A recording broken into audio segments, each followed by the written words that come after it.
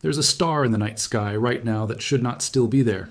Astronomers have watched it for over a century, and for the last 6 years, a growing number of them have quietly admitted the same thing to each other.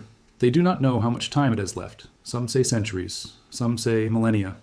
A few in private say less. This is the story of Betelgeuse, the red supergiant burning in the shoulder of Orion, and what the James Webb Space Telescope, alongside Hubble and a chain of ground-based observatories, has actually found buried inside its final chaotic years. Not the exaggerated version, the real one. And the real one is stranger than the headlines. For most of human history, Betelgeuse was just a bright red dot, the kind of star ancient skywatchers built myths around without knowing what it truly was. Today, we know it as a red supergiant roughly 640 light-years from Earth, so massive that if you could somehow rip the sun out of the center of our solar system and drop Betelgeuse into its place, its outer surface would swallow Mercury, Venus, Earth, and Mars whole and keep expanding toward Jupiter's orbit. Sit with that for a second. Every planet you learned about in school, gone, absorbed inside a single star, that is the scale we are dealing with. And scale in astrophysics is never just a number, it is a countdown.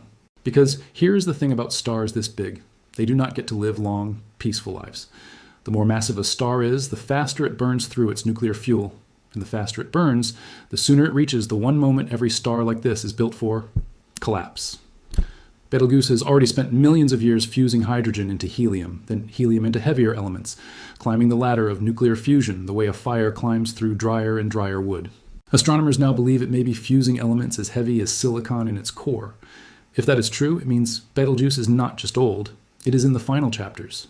And final chapters for a star this size do not end quietly. But here is where most explanations stop, and where the real story actually begins. In late 2019, something happened to Betelgeuse that nobody predicted, and almost nobody could explain in real time. The star, one of the brightest points of light in the entire sky, started to dim, not a small dip. A dramatic, unmistakable fade, dropping to roughly a third of its normal brightness by early 2020. Astronomers around the world stopped what they were doing. Amateur skywatchers noticed it with their naked eyes, and the question on every observatory's lips was the same: is this it? Is Betelgeuse finally dying in front of us?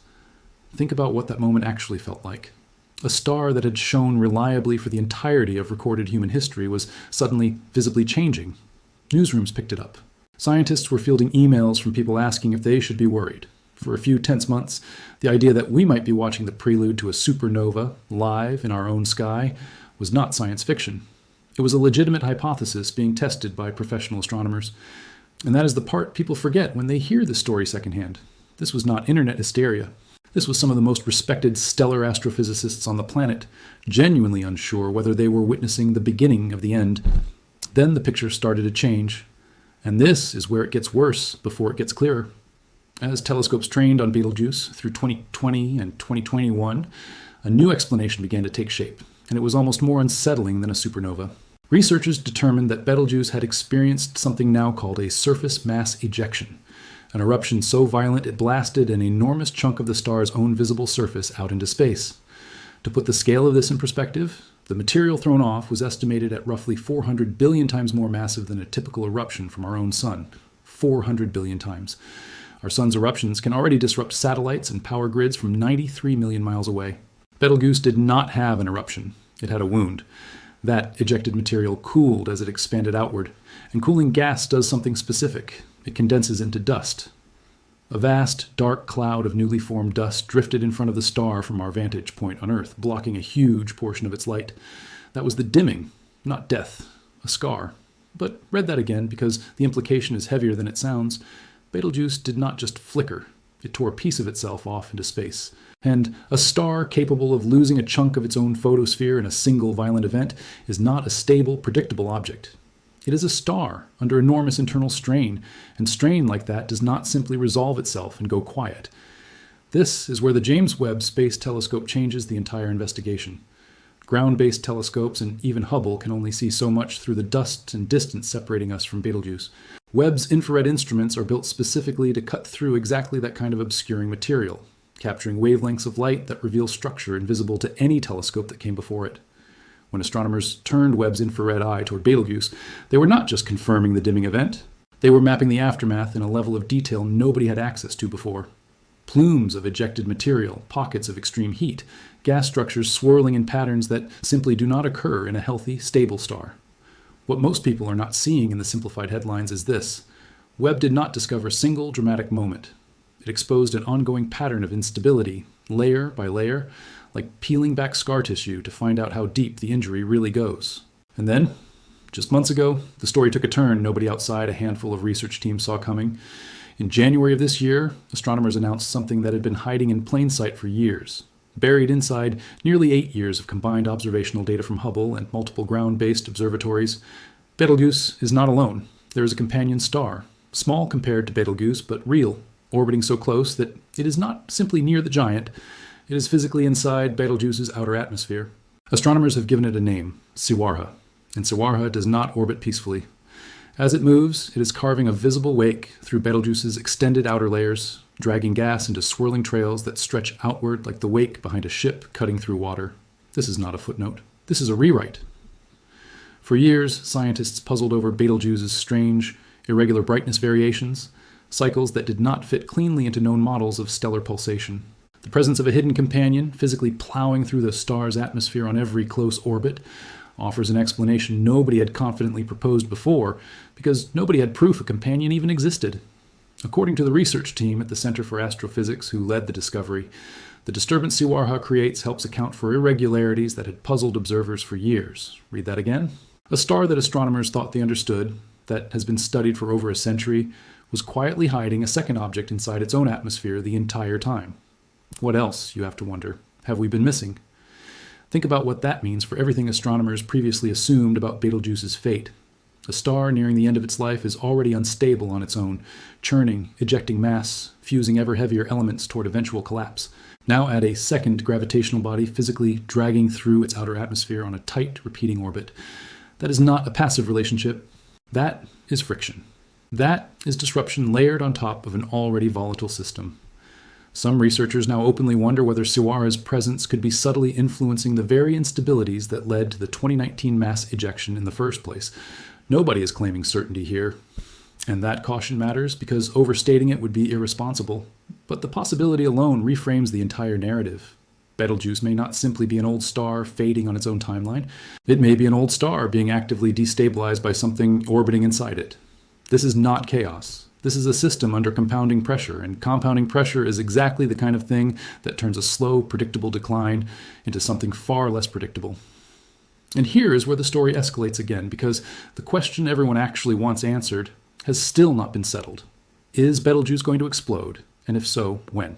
The honest answer, according to every credible source close to this research, is that nobody knows. Not within a year, not within a decade. The uncomfortable truth is that supernovae cannot currently be predicted with precision, even for a star as closely studied as this one. Some estimates place the eventual explosion tens of thousands of years away. Others, pointing to the instability, the mass ejection, and now the newly discovered companion, are far less willing to commit to a comfortable timeline. What we do know is what happens when it finally happens. When a star with Betelgeuse's mass exhausts its ability to fuse elements in its core, the core collapses in a fraction of a second, triggering one of the most violent events the universe produces, a core collapse supernova. For a moment, the explosion would outshine every other star in the sky combined. Estimates suggest it could rival the brightness of the full moon, visible even in broad daylight, for weeks or possibly months before slowly fading. Entire civilizations have never witnessed a supernova this close with modern instruments. If Betelgeuse goes while any of us are alive to see it, it would be, without exaggeration, one of the most significant astronomical events in recorded human history. And here is the part that surprises people every time it comes up. We would not be in danger. 640 light years is close in cosmic terms, close enough to deliver a spectacular once-in-a-civilization light show, but far too distant for the radiation from the explosion to pose any real threat to life on Earth. The catastrophic effects, the kind capable of stripping a planet's atmosphere, require a star to be within roughly 25 to 50 light years. And even then, the deadliest gamma-ray beams would need to be aimed almost directly at us. Betelgeuse is neither close enough nor, based on current models of its rotational orientation, aimed in a way that would threaten Earth. So the explosion that could end Betelgeuse would, for us, be pure spectacle, a front-row seat to stellar death with none of the danger. But strip away the fear, and what is left is something arguably more valuable than a dramatic light show. A supernova this close would hand astronomers an unprecedented scientific gift. Every instrument capable of observing it, Webb, ground-based observatories, X-ray telescopes, gravitational wave detectors, would turn toward Betelgeuse in real time, capturing data on core collapse physics that currently exists only in theoretical models. Supernovae are how the universe manufactures and distributes heavy elements, the iron in your blood, the calcium in your bones, the gold in the ring on someone's finger. Watching one unfold up close would let scientists study in unprecedented detail the exact mechanism by which dying stars seed the next generation of planets and ultimately life. The ending of one star could rewrite the beginning of everything astronomers thought they understood about how the raw material for life gets made and scattered across a galaxy. Which brings us back to the uncomfortable center of this entire story. We are watching, in real time, the final unstable chapter of a star's life, and we still do not know how many pages are left. Webb's infrared data has given researchers the clearest picture yet of the mass ejection's aftermath. The Sawarha discovery has rewritten assumptions about what is physically happening inside Betelgeuse's atmosphere. And yet, the central question, when, remains stubbornly, maddeningly unanswered. Every new piece of data seems to sharpen the picture without actually completing it, the way a puzzle with 1,000 pieces starts to look almost finished, right up until you realize the last dozen pieces are simply missing. Some astronomers point out that Betelgeuse has fooled us before. The 2019 dimming had everyone convinced something historic was unfolding, and it turned out to be a violent but survivable event, a scar rather than a death. That precedent should temper expectations. Betelgeuse may continue behaving unpredictably for centuries without ever crossing the threshold into collapse. But the researchers closest to this work are careful not to promise that either, because unlike 2019, this time there's a documented companion star physically interacting with the outer atmosphere of an already unstable giant. And nobody currently studying Betelgeuse is willing to say with confidence what that means for the long-term stability of the star. What most explanations miss when they compress this story into a single dramatic headline is that the real discovery here is not a moment. It is a mechanism. It is proof that a star scientist thought they had fully mapped was hiding a companion capable of physically reshaping its atmosphere the entire time. It is proof that instability in a dying star is not always self-generated. Sometimes it has help. And it is a reminder that even with the most advanced infrared telescope humanity has ever built pointed directly at one of the closest, brightest, most studied stars in the sky, we are still filling in the picture one fragment at a time, rather than reading a finished story. So where does that leave us? Betelgeuse still burns tonight, visible in Orion's shoulder for anyone who steps outside and looks up. It is still fusing heavier and heavier elements in a core under mounting pressure.